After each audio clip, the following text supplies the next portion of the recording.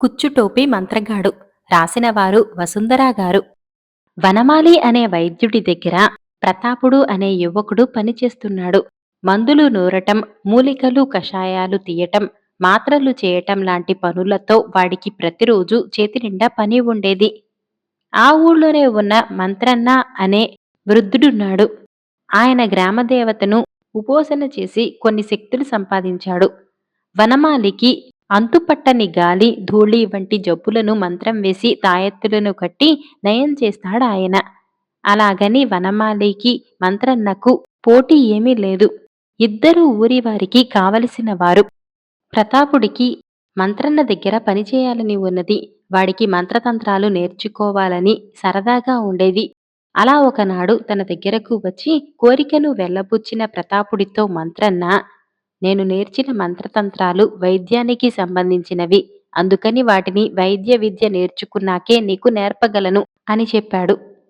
ఇలా ఉండగా ఒకసారి మంత్రన్నకు అనారోగ్యం చేసి వైద్యం కోసం వనమాలి వద్దకు వచ్చాడు. వనమాలి ఆయనను పరీక్షించాక, బాగా ముసలివాడివయ్యావు. ఇక నీవు ఎక్కువ విశ్రాంతి తీసుకోవాలి. ఈ రోజుకు మాత్రం మందిస్తున్నాను. అది ఎలా పనిచేసింది చూసి రేపు మళ్ళీ మందు మారుస్తాను అన్నాడు. నాకు ఇల్లు కదలాలంటే కష్టంగా ఉంది. రేపటి మందు ఎవరి చేతనైనా ఇంటికి పంపించగలవా అన్నాడు మంత్రన్న. వనమాలి సరేనన్నాడు. మర్నాడు ప్రతాపుడికి మందులిచ్చి మంత్రన్న ఇంటికి పంపాడు. మంత్రన్న వాణ్ణి చూస్తూనే, రాత్రి కలలో నాకు గ్రామదేవత కనిపించి నాకు అవసాన కాలం వచ్చిందని, ఏ మందులు పనిచేయవని చెప్పింది. నా మంత్ర విద్యలు నాతోనే ఉండిపోతే నాకు ఆత్మశాంతి ఉండదు అని బాధపడ్డాడు. ప్రతాపుడు వెంటనే, ఈసరికి నాకు ఎంతో కొంత వైద్య విద్య వచ్చే ఉంటుంది. నాకు మంత్రాలు నేర్పితే నీకు ఆత్మశాంతి కలగవచ్చు అన్నాడు ఆశగా. మంత్రన్న వాడికేసి ఒకసారి తెరిపారా చూసి మంచం పక్కన ఉన్న బల్ల మీద పట్టు జలతారతో అందంగా కుట్టి ఉన్న ఒక టోపీని వాడికిచ్చి, దీన్ని తలపై పెట్టుకో. చనిపోయాక కొంతకాలం దీన్ని ఆవహించుకొని ఉంటాను. దీన్ని నువ్వు ఎవరి తల మీద పెడితే వారికి ఆ రోజు కలిగే లాభం నేను నీకు చెవిలో చెప్పగలను. అయితే రోజు ఒక్కసారి మాత్రమే దీనిని ఉపయోగించాలి అన్నాడు. ప్రతాపుడు విని ఎంతో పొంగిపోయాడు. వాడు టోపీని తలమీద పెట్టుకుని వనమాలి వద్దకు వెళ్లి మంత్రన్నకు అవసాన దశ వచ్చినట్లు చెప్పాడు. టోపీ విషయం దాచాడు. ఆ రాత్రికే మంత్రన్న చనిపోయాడు. ఊరివారంతా పూనుకుని ఆయన దహన సంస్కారం జరిపించారు. ఆ తర్వాత ప్రతాపుడు తలమీది టోపీలో ఏదో చలనం కలిగింది. వాడి చెవిలో, నేను నీ టోపీని ఆవహించాను. నీవిక దీన్ని ఉపయోగించవచ్చు అన్న మంత్రన్న మాటలు వినిపించాయి. ఇంతలో నీలం చొక్కా ఆసామి వాణ్ణి సమీపించాడు. ప్రతాపుడాయనతో, మీ పేరు నారయ్య అని నా టోపీ చెబుతున్నది. ఈరోజు అనుకోని లాభం ఎదురు చూస్తున్నది. నా టోపీని మీరు పెట్టుకుంటే అదేమిటో చెప్పగలను. అందుకు ఫలంగా మీరు నాకు 200 వరహాలు ఇచ్చుకోవాలి అన్నాడు. తన పేరు సరిగ్గా చెప్పగలిగిన ప్రతాపుడి జోస్యం మీద నారయ్యకు కుతూహలం పుట్టి సరేనన్నాడు. ప్రతాపుడు ఆయన తలమీద టోపీ పెట్టగానే, ఈయన వద్ద భూషయ్య అనేవాడు 2 ఏళ్ల క్రితం 1000 వరహాలు అప్పు తీసుకున్నాడు. ఆ మొండి బాకీ ఇవాళ వసూలవుతుంది అన్న మాటలు ప్రతాపుడి చెవిలో వినిపించాయి. ప్రతాపుడు నారయ్యకు సంగతి చెప్పి తన టోపీ తీసుకున్నాడు. ఇద్దరూ భూషయ్య ఇంటికి వెళ్లారు. ఆయన గుమ్మంలోనే నారయ్యను ఆప్యాయంగా పలకరించి, నేనే నీ ఇంటికి బయలుదేరబోతున్నాను. ఇదిగో వడ్డీతో సహా నీ బాకీకి మరి 200 వరహాలు అదనంగా చేర్చి ఇస్తున్నాను అంటూ డబ్బు ఇచ్చాడు. నారయ్య ప్రతాపుడు కోరిన డబ్బిచ్చి వాడికి విందు చేశాడు. ఇది తెలిసి చాలామంది వాడి దగ్గరకు రాసాగారు. రోజుకొకరికి మాత్రమే ప్రతాపుడు కుచ్చుటోపి పెట్టేవాడు. వాడి జోస్యం వల్ల కొందరికి ఆస్తి కలిగింది, కొందరికి నిధులు దొరికాయి. చాలామందికి వ్యాపార ప్రయోజనాలు కలిగాయి. కొద్ది కాలంలోనే ప్రతాపుడు ధనవంతుడయ్యాడు. అలా ఒక ఏడాది గడిచాక ప్రతాపుడి చెవిలో, నా కారణంగా ఎందరికో మంచి జరిగింది. నా ఆత్మకిప్పుడు శాంతి లభించింది. నేనిక ఆ కుచ్చుటోపీ వదిలి వెడుతున్నాను అన్న మంత్రన్న మాటలు వినిపించాయి. ఆ మర్నాటి నుంచి కుచ్చుటోపీలోంచి మంత్రన్న మాటలు వినిపించటం మానేశాయి. ఇక తన జోస్యం ఫలించదని వాడు వచ్చిన వాళ్లకు చెప్పివేయసాగాడు. అయితే వాడి జోస్యంతో లాభపడాలని వచ్చిన కొందరు వాడి మీద దుష్ప్రచారం మొదలుపెట్టారు. ఎదుటి వాళ్లకు లాభం కలిగించగల మంత్రశక్తి ఉన్నప్పటికీ వాళ్ళు బాగుపడుతుంటే చూడలేక వాడెవరికీ సహాయపడటం లేదని పుకారు లేవదీశారు. ఈ పుకారు అలా అలా ఆ దేశపు రాజును చేరింది. ఆయన ప్రతాపుణ్ణి పిలిపించి వాస్తవం ఏమిటని నిలదీశాడు. ప్రతాపుడాయనకు మంత్రన్న విషయం చెప్పకుండా, ప్రభూ, నాకొక కుచ్చుటోపి దొరికింది. దాని మహిమతో చాలా కాలం జోస్యం చెప్పాను. ఇప్పుడు దాని మహిమ పోయింది అన్నాడు. రాజుకు వాడి మాటలు నమ్మశక్యంగా తోచలేదు. ఆయన తీవ్ర స్వరంతో, నీ టోపీకి మహిమ ఎలా వచ్చిందో, ఆ వచ్చిన మహిమ ఎలా పోయిందో చెప్పటం లేదు. దాస్తున్నావా అని దాపులనున్న మంత్రులను దూరంగా పొమ్మని రహస్యంగా చెబుతున్నట్టు ప్రతాపుడితో, నేను చక్రవర్తి గారి కడగొట్టు కుమార్తె విద్యుల్లతను వివాహమాడాలని నిశ్చయించుకున్నాను. అయితే ఆ సంగతి దూత ద్వారా కబురంపటం ప్రమాదానికి దారితీస్తుందని మంత్రులంటున్నారు. ఏదేమైనా ఆయన చక్రవర్తి కదా, అందువల్ల నేనిప్పుడు సరికొత్త నిర్ణయం తీసుకున్నాను. అదేమంటే చక్రవర్తి మీదికి దండెత్తి వెళ్లి బాహాబాహీ యుద్ధంలో ఆయన్ను జయించి విద్యుల్లతను చేపట్టాలని. అందుకు ఈ ఖడ్గం తగు శక్తివంతమైనదేనా అంటూ కత్తి పైకెత్తాడు. రాజు మాటలు ప్రతాపుడికి దడ పుట్టించాయి. చేసేది లేక వాడు కుచ్చుటోపీని వణుకుతున్న చేతులతో ఆయన తలపై పెట్టాడు. ఆ మరుక్షణం రాజు చెయ్యి నిలువునా జలధరించి కత్తి జారి కింద పడింది. ఆయన సింహాసనంలో ఒక పక్కకు ఒరిగిపడుతూ, ఓరీ మంత్రగాడా, నన్నేం చేశావురా అంటూ అరిచాడు. ప్రతాపుడు తెల్లబోయి నిలువెల్లా వణుకుతున్నంతలో వాడి చెవిలో, భయపడకు, సమర్థులు కాని వాళ్లకు మహిమలు వస్తే ఇలా జరుగుతుందని నాకు తెలుసు. అందుకే నేనింకా ఆ టోపీని ఆవహించుకునే ఉన్నాను. జరిగేది మాత్రమే చెప్పే టోపీని పొగరు కొద్దీ రాజు శాసించబోయాడు. శాపం తగిలింది. ఇప్పుడింకా రాజుకు చక్రవర్తి కుమార్తెను పరిణయమాడాలనే గుంతెమ్మ కోరిక ఉందా, లేక చచ్చుపడిన చేతికి తిరిగి శక్తి కలిగేలాగా చేసుకోవాలని ఉందా? అడుగు. కోరుకుంటే టోపీ మహిమ వల్ల చెయ్యి మామూలుగా అవుతుంది అన్నాడు మంత్రన్న. ప్రతాపుడు రాజుకు మంత్రన్న చెప్పింది వినిపించాడు. అప్పుడు రాజు, నాకు విద్యుల్లత వద్దు, చంపికలత వద్దు, నాకు కత్తిపట్టగల చెయ్యే కావాలి అన్నాడు. ఆ వెంటనే రాజుకు చెయ్యి స్వాధీనంలోకి వచ్చింది. ఆయన కింద పడిన కత్తిని చేతిలోకి తీసుకుంటూ ప్రతాపుడితో, కుచ్చుటోపీ మంత్రగాడా, నీ కారణంగా నేనొక మంచి గుణపాఠ నేర్చుకున్నాను. శక్తి సామర్థ్యాలున్నవాడు అత్యాశకు పోడు. అవి లేనివాడి అత్యాశ పగటికల లాంటిది అని ప్రతాపుణ్ణి కానుకలతో ఘనంగా సత్కరించి వీడ్కోలు చెప్పాడు. స్త్రీ పరాక్రమం రాసినవారు డి సర్వేశ్వరరావు గారు. పూర్వం ధర్మపురాన్ని దుర్జయుడనే రాజు పరిపాలించేవాడు. ఆయన ఏడాదికొకసారి తన సామంతులనందరినీ ధర్మపురానికి పిలిపించి 3 రోజుల పాటు ఉత్సవాలు జరిపి విందులు వినోదాలు ఏర్పాటు చేసేవాడు. ఒక ఏడు ఇలాగే ఉత్సవం ఆరంభమైంది. దుర్జయుడు ఆయన సామంతులు విందులో కూర్చున్నారు. అందరూ ఆనందంలో మునిగి తేలుతున్నారు. ఒక్కొక్కరే తమ తమ గొప్పలు చెప్పుకుంటున్నారు.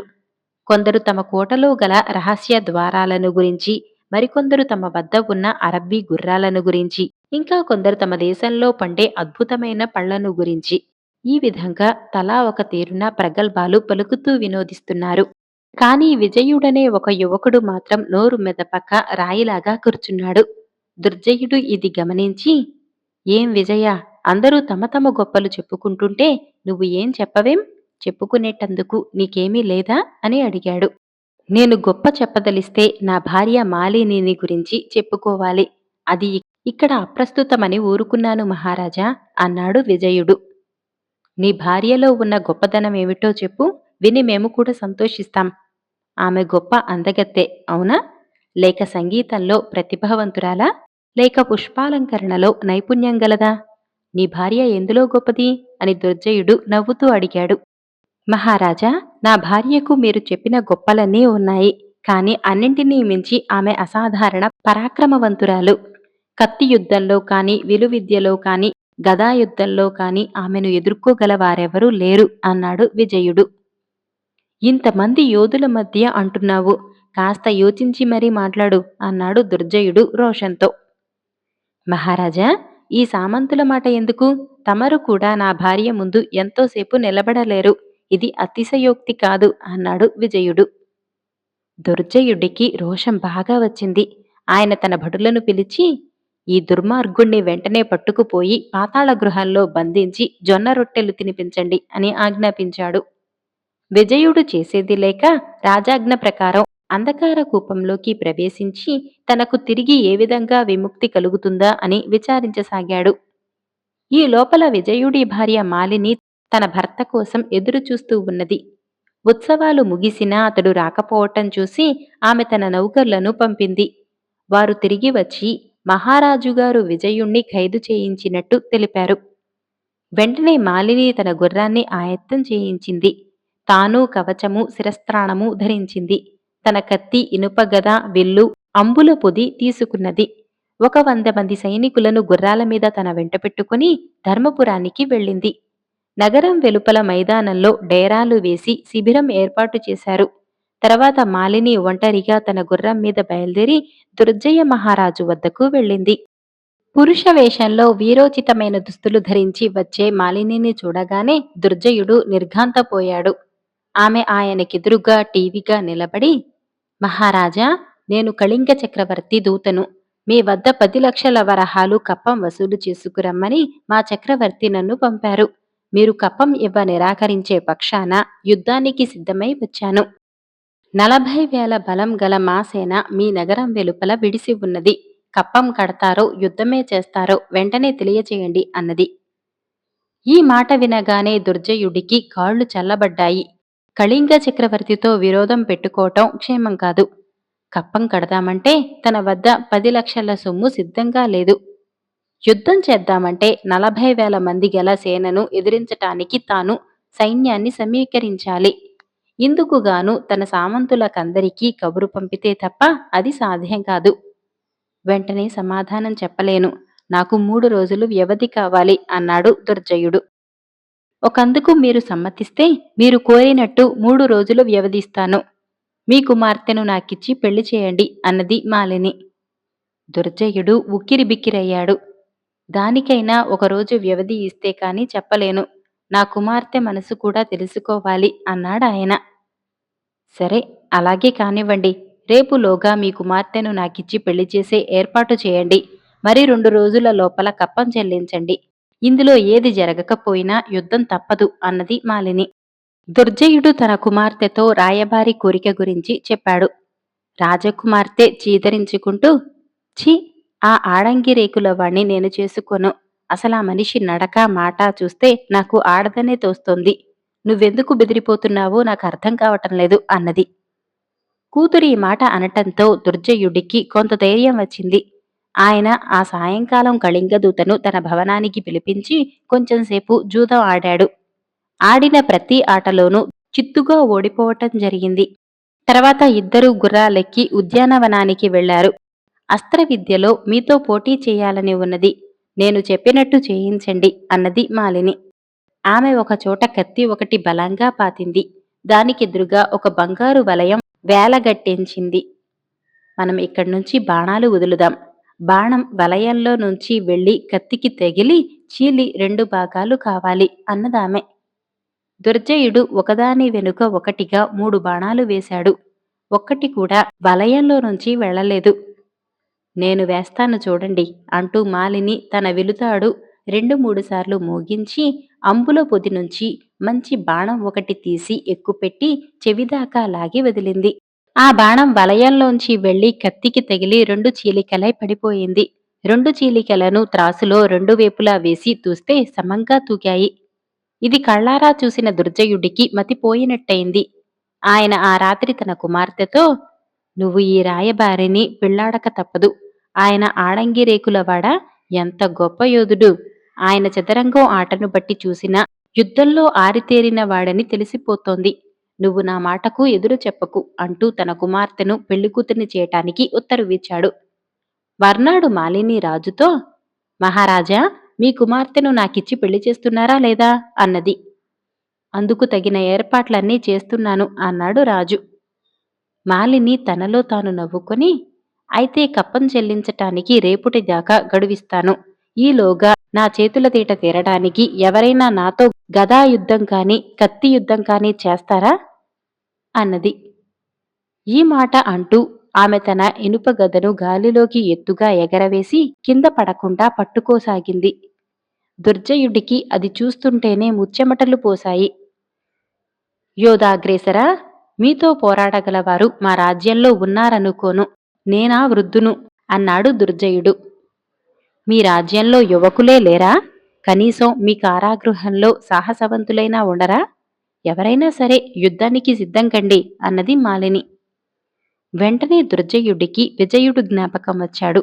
ఆయన తన భటులను పిలిచి పాతాళ గృహం నుంచి విజయుణ్ణి తీసుకురండి అన్నాడు. త్వరలోనే విజయుడు వచ్చాడు.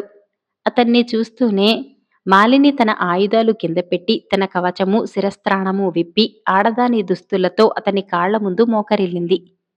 ఇదంతా చూస్తున్న దుర్జయుడికి నోట మాట రాలేదు. విజయుడు తన భార్యను లేవనెత్తి దుర్జయుడి దగ్గరకు తీసుకువచ్చి, మహారాజా, ఈమె నా భార్య మాలిని. ఆమెను గురించి నేను అతిశయోక్తులేమీ చెప్పలేదని మీరిప్పటికైనా ఒప్పుకుంటారనుకుంటాను అన్నాడు. ఎంత సాహసి, ఎంత పరాక్రమవంతురాలు అంటూ దుర్జయుడు మాలినిని మెచ్చుకున్నాడు. ఆయన విజయుణ్ణి మాలినిని కొంతకాలం తన అతిథులుగా ఉంచుకుని తర్వాత వారి రాజ్యానికి పంపేశాడు. ఇంగ్లాండ్ జానపద కథ యక్షుణులతో బేరం. వేల్స్ సముద్ర తీరంలో మిల్ఫోర్డ్ హవన్ అనే చిన్న పట్టణం ఉండేది. అక్కడి ప్రజలు చాలా ప్రశాంత జీవనం గడిపేవారు. అలాంటి ప్రజలకు హఠాత్తుగా కొన్ని విచిత్ర అనుభవాలు కలగటంతో ఆందోళనకు లోనయ్యారు. పట్నంలో దుకాణాల నుంచి వ్యాపారులు కళ్ళెదుటే సరుకులు మాయం కాసాగాయి. వాటి స్థానంలో బంగారు నాణేలు కనిపించేవి. ఒకరోజు గిఫ్రిత్ అనే ఒక దుకాణందారు ఆఖరి ఖాతాదారు కూడా వెళ్లటంతో ఆనాటి వ్యాపారం ముగించి నుదుట చెమట తుడుచుకుంటూ గోడవారగా కూర్చోబోయాడు. అప్పుడు ఆయన పక్కనే ఉన్న పెద్ద గుమ్మడికాయ మాయం కావటం చూసి దిగ్భ్రాంతి చెందాడు. మరుక్షణమే అక్కడ కొన్ని బంగారు నాణేలు చూసి మరింత ఆశ్చర్యపోయాడు. గిఫ్రీత్ వాటిని తీసి చూశాడు. నాణాలు తళతళా మెరుస్తూ వాటి పక్కనే ఒక చిన్న బంగారు దండం కూడా కనిపించింది. చుట్టుపక్కల కలయ చూశాడు. రద్దీగా ఉన్న ఈ దుకాణం వీధిలో దానిని ఎవరు పోగొట్టుకున్నారో కనుగొనలేకపోయాడు. దానిని తీసి నాణాలతో పాటు తన జేబులో భద్రపరిచాడు. మరుక్షణమే అతని కళ్లకు వింత వింత దృశ్యాలు కనిపించసాగాయి. ప్రకాశవంతమైన రంగురంగుల దుస్తులు ధరించిన బుడత జీవులు హడావిడిగా అటూ ఇటూ తిరుగుతూ కనిపించారు. ఒక్క నిమిషం క్రితం వాళ్ళక్కడ లేరు. అంతలో ఇంతమంది ఎక్కడి నుంచి వచ్చారు అని అతడు ఆశ్చర్యపోయాడు. వాళ్ళందరూ సరుకులను కొనుక్కుంటున్నట్టు కనిపించింది. అతడు తన కళ్లను తానే నమ్మలేకపోయాడు. కలగనటం లేదు కదా అని గిఫ్రిత్ ఒకసారి తన చేతిని గిల్లి చూశాడు. కళ్ళు తుడుచుకుని మళ్లీ పరిశీలనగా చూశాడు. ఆ బుల్లి ప్రాణులను తను మాత్రమే చూస్తున్నట్టు అతడు కొంతసేపటికి గ్రహించాడు. నాకు దొరికిన ఈ బంగారు దండం కారణంగానే ఈ యక్షిణులను చూడగలుగుతున్నాను అని అతడు ఊహించాడు. ఆ యక్షిణులు అక్కడి దుకాణాలలోని తమకు కావలసిన సరుకులను, ఫలాలను, కాయగూరలను తీసుకోవటం, వాటి స్థానంలో బంగారు నాణేలను జారవదలటం గిఫ్రిత్ చూశాడు. ఇప్పుడు అర్థమైంది అతనికి అసలు సంగతి. పట్నంలో జరుగుతున్న మాయాజాలాలన్నిటికీ కారణం మీరన్నమాట.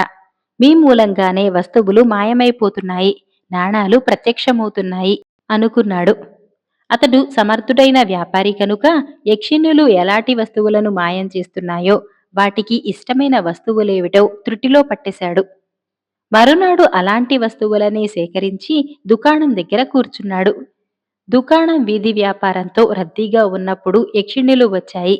అవి తిన్నగా గిఫ్రిత్ దుకాణానికి వచ్చి తమకు కావలసిన అక్కడి వస్తువులన్నింటినీ తీసుకుని అవి దుకాణం వదిలి వెళ్లేటప్పుడు గిఫ్రిత్ పక్కన చాలా బంగారు నాణేలు పడ్డాయి. అలా తరచూ యక్షిణులు అతని దుకాణానికి రావటంతో కొన్నాళ్లకు అతడు గొప్ప ధనికుడయ్యాడు. ఒకనాడు వర్తకుడు సముద్ర తీరంలో నడిచి వెళుతూ ఉండగా దూరంలో అతనికొక దీవి కనిపించింది. యక్షిణులు వాటికేసి ఎగిరి వెళ్లటం అతడు గమనించాడు. ఆహా, యక్షిణుల నివాస స్థలం ఆ దీవి అన్నమాట. ఈ దండం పుణ్యమా అని వాటిని స్పష్టంగా చూడగలుగుతున్నాను అనుకున్నాడు సంతోషంగా. ఆ క్షణం నుంచి అతని మనసులో రకరకాల ఆలోచనలు రాసాగాయి. ఇల్లు చేరేలోగా యక్షిణులతో వ్యాపారాభివృద్ధి చేసుకుని అతి త్వరలో మరింత ధనికుడు కావాలని ఒక పథకం ఆలోచించాడు. సరుకులతో తిన్నగా యక్షునుల దీవికి వెళతాను. అక్కడ నా సరుకులు కొనటానికి మరింత మంది వస్తారు. మరిన్ని సరుకులు అమ్మి మరింత పెద్ద ధనికుడైపోయి సాటిలేని వర్తకుడు అనిపించుకుంటాను అనుకున్నాడు. మరునాడే యక్షిణులు కొనే సరుకులతో ఒక పడవలో దీవికేసి బయలుదేరాడు. అక్కడికి చేరగానే తన సరుకులను దీవిలోకి చేర్చాడు. వర్తకుణ్ణి చూడగానే ఒక మానవుడు తమ దీవిలో అడుగుపెట్టటం చూసి యక్షిణులు దిగ్భ్రాంతి చెందాయి. క్షణాల్లో ఆ ప్రాణులన్నీ కొత్త ఆగంతుకుణ్ణి చూడటానికి తీరంలో గుమిగూడాయి. వాటిని చూసి వర్తకుడు ఎంతో ఆనందించాడు. మిత్రులారా, రండి, మీకోసం ఏం తెచ్చానో చూడండి. రోజు మీల్ఫోర్డ్ హవన్కు వెళ్లి సరుకులు కొనవలసిన అవసరం లేదు. మీకు కావలసిన వాటిని మీ దగ్గరకే తెచ్చాను. రండి చూడండి అని వాటిని పిలిచాడు. సరిగ్గా ఆ సమయానికి అక్కడికి వచ్చిన యక్షిణుల నాయకుడు గిఫ్రిత్ ఆహ్వానాన్ని విన్నాడు. ఒక క్షణం ఆలోచించి యక్షిణులతో, మీరేం భయపడకండి. ఈ మనిషిలో ఆశ పెరిగిపోయింది. అతని అతి ఆశే అతన్ని హరిస్తుంది. అతనికి పతనం తప్పదు. అయితే అతని మనసులో ఉన్న ఆలోచనలు మనం గ్రహించినట్టు అతనికి తెలియకూడదు. మీకు కావలసిన వాటిని అతని వద్ద కొనుక్కోండి. ప్రతిరోజు రమ్మని అతనికి చెప్పండి. ఏం చేయాలో తర్వాత చెబుతాను అన్నాడు. యక్షిణులు గిఫ్రిత్ వద్దకు వెళ్లి కావలసిన వాటిని కొనుక్కున్నాయి. రేపు ఇదే సమయానికి ఇక్కడికి రా అన్నది ఒక యక్షిణి. తన పథకం విజయవంతమైందన్న సంతోషంతో ఉబ్బి తబ్బిబ్బవుతున్న గిఫ్రిత్తో అతడు వెళ్ళిపోయాక నాయకుడు యక్షిణులతో, అతడు ఇక్కడికి వచ్చేటప్పుడు మానవుల కంటపడని మన దీవిని, మన రూపాలను ఎలా చూడగలుగుతున్నాడో తెలుసుకోవాలి. అతడికిలాగే ఇతరులకు కూడా మన రహస్యం తెలిసిపోతే మనం ఇక్కడ ప్రశాంతంగా ఉండలేము అన్నాడు. మరునాడు గిఫ్రిత్ రాగానే అతనికి యక్షిణులు ఘనస్వాగతం పలికాయి. ఇవాళ నువ్వు తెచ్చిన కూరగాయలు చాలా తాజాగా ఉన్నాయి అన్నది ఒక అందమైన యక్షిణి. అలాగా అన్నాడు గిఫ్రిత్ ఆనందంతో. అవును, మేము మనుషులకు కనిపించం అనుకునేదాన్ని. నువ్వెలా మమ్మల్ని చూడగలుగుతున్నావు అని అడిగింది నవ్వుతూ. ఒకరోజు నా దుకాణానికి వచ్చిన మీ వారెవరో ఒక బంగారు దండాన్ని అక్కడ వదిలి వచ్చారు. దానిని నా చేతిలోకి తీసుకోగానే మీరందరూ కనిపించసాగారు అన్నాడు గిఫ్రిత్. ఆ దండాన్ని కాస్త చూపుతావా అని అడిగింది యక్షిణి. గిఫ్రిత్ జేబులో నుంచి ఆ మంత్రదండాన్ని తీశాడు. దానిని ఆ యక్షిణి తన చేతిలోకి తీసుకుని అటూ ఇటూ తిప్పి చూస్తూ, అరరే, ఇది డైసీది. కొన్నాళ్ల క్రితం ఎక్కడో పోగొట్టుకుని డైసీ దీనికోసం తెగ వెతికింది, కనిపించలేదు అనుకుంటూ తిప్పి ఇచ్చేసింది. ఆ తర్వాత యక్షిణి దానిని గురించి మిత్రులకు చెప్పింది. యక్షిణులు దానిని గిఫ్రిత్ నుంచి తిరిగి తీసుకోటానికి పథకం ఆలోచించాయి. మరునాడు వర్తకుడు దీవికి వచ్చి సరుకులు అమ్మాక నిన్న చూసిన అందమైన యక్షిణి అతని దగ్గరకు వెళ్లి మంచిగా మాట్లాడి తన వెంట వస్తే దీవిని చూపుతానని చెప్పింది. వర్తకుడు సరేనని బయలుదేరాడు. దీవిలో ఎక్కడ చూసినా మణులు, మాణిక్యాలు, వజ్రాలు, వైడూర్యాలు. ఇళ్లు కూడా నవరత్నాలతో నిర్మించబడి ఉన్నాయి. వాటిని చూడగానే గిఫ్రిత్ కళ్ళు చెదిరాయి. వాటన్నింటినీ తనకే సొంతం చేసుకోవాలి అనుకున్నాడు. అతడి మనసులోని కోరికను కనిపెట్టిన యక్షిణి, కావాలంటే నీకు కావలసినంత తీసుకెళ్లవచ్చు అని కొంతసేపు ఆగి, అయితే నువ్వు దానికి బదులుగా మాకేదైనా ఇవ్వాలి అన్నది. ఏం కావాలి అని అడిగాడు గిఫ్రిత్ ఆత్రంగా. అదేం అంత గొప్పదేం కాదు అని కొంతసేపు ఆగి, నిన్న నాకు చూపావే ఒక బంగారు దండం, దాన్ని ఇస్తే చాలు అన్నది యక్షిణి ఏమాత్రం ఆసక్తి లేనట్టు నటిస్తూ. గిఫ్రిత్ వెంటనే అంగీకరించాడు. రకరకాల మణులు, మాణిక్యాలు, వజ్ర వైడూర్యాలు గుట్టలు గుట్టలుగా ఉన్న చోటికి యక్షిణి అతన్ని వెంటపెట్టుకు వెళ్ళింది. గిఫ్రిత్ తనకు కావలసినన్నింటినీ తీసి తన పడవలోకి చేర్చాడు. ఆ తర్వాత బంగారు దండాన్ని ఆ యక్షిణి చేతికిచ్చి తిరుగు ప్రయాణమయ్యాడు. అతను పడవలోకి చేరి కొంత దూరం వెళ్లేసరికి పడవలోని మణులు కొద్ది కొద్దిగా తగ్గటం గమనించాడు. సంగతేమిటని యక్షిణిని అడగటానికి వెనక్కు తిరిగి చూశాడు. ఒక్క యక్షిణి కనిపించలేదు. ఆగ్రహావేశంతో ఊగిపోతూ అరిచాడు. కాని అంతలో అక్కడ యక్షిణుల దేవి కూడా కనిపించలేదు. బంగారు దండం లేకుండా తాను యక్షిణులను చూడలేనన్న సంగతి అతడు అప్పుడు గ్రహించాడు. వట్టి చేతులతో చెప్పరాని బాధతో ఇల్లు చేరిన గిఫ్రిత్తుకు ఆ తర్వాత ఎన్నడూ యక్షిణులు కనిపించనేలేదు.